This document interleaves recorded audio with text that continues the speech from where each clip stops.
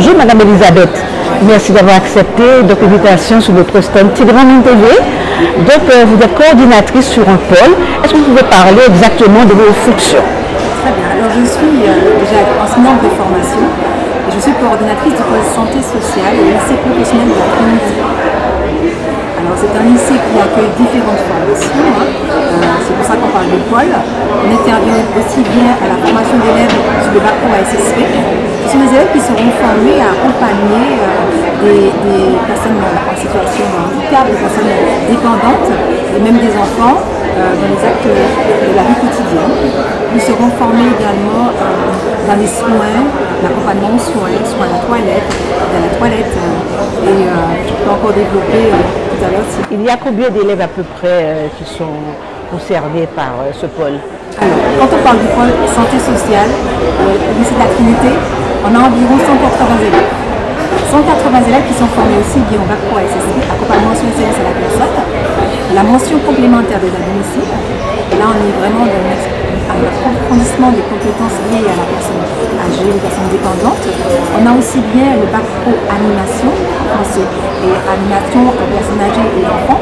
Et là, on a des élèves qui vont évoluer sur des formations plus spécifiques, comment apporter cet accompagnement, développer l'animation auprès des salles publiques, puisque aujourd'hui, on a vu encore durant cette matinée d'information qu'il est important de pouvoir apporter à nos aînés, apporter à nos aînés ces loisirs et s'adapter aussi à leurs besoins, à leurs pathologies. On a aussi la formation du CAP Petite Enfance, CAP donc, qui permet donc, aux jeunes de former au métier de la petite enfance. Et puis je ne voudrais pas oublier, nous avons le diplôme d'aide-soignant, puisque la formation est complète, le diplôme d'aide-soignant, où là les élèves vont être formés au métier de la santé. Est-ce qu'il y a déjà de vraies retombées sur la Martinique à ce niveau?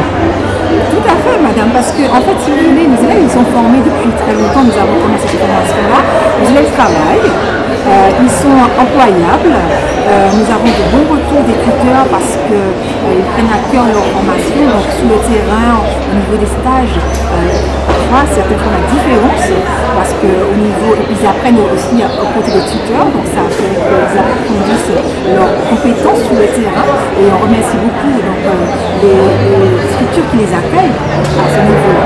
Et sur le terrain, comment sont-ils accueillis? Alors, nous avons en Martinique cette opportunité-là d'avoir des tuteurs qui sont avenants et bienveillants dans l'accompagnement de nos jeunes.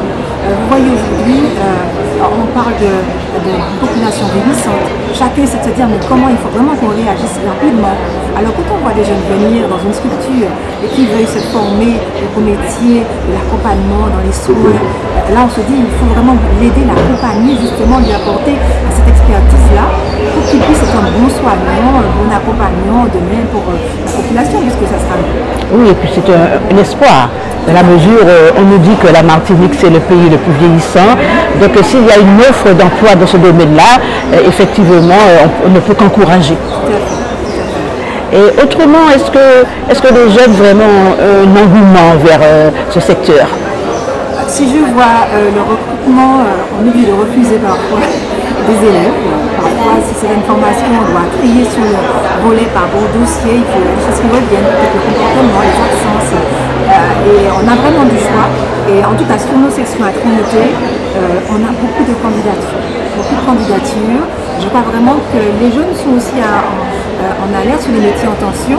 Et ils voient bien que ce domaine-là est un domaine qui est appelé à recruter. Donc il vaut mieux être anticipé, se former. Et puis il y en a qui commencent parfois sur le bac pro animation et qui se disent bon, j'ai une expertise sur l'animation, mais j'aurais bien aimé passer par un métier plus de la santé. Pourquoi pas approfondir mes compétences. J'ai jamais fait un bac pro ASSP. Parfois ils vont vers le bac pro ASSP, ils vont vers un diplôme d'aide-soignant parce qu'ils veulent continuer. Et après ils passent au diplôme d'infirmier. Et voilà, on a des élèves comme ça qui travaillent, qui ont fait un BTS ESF, parce que j'ai eu le BTS ESF aussi, économie sociale et familiale, et qui comme ça vont avoir des compétences qui leur permettront d'être de bons professionnels sur le terrain. En tout cas, Madame Elisabeth, je ne peux que vous encourager à continuer parce que ça fait vraiment, on est vraiment en demande et on peut mettre un espoir finalement. On n'a plus peur de vieillir. pense qu'on sera assisté. On sera assisté, on a des jeunes qui se forment. Qui se forment. Hein.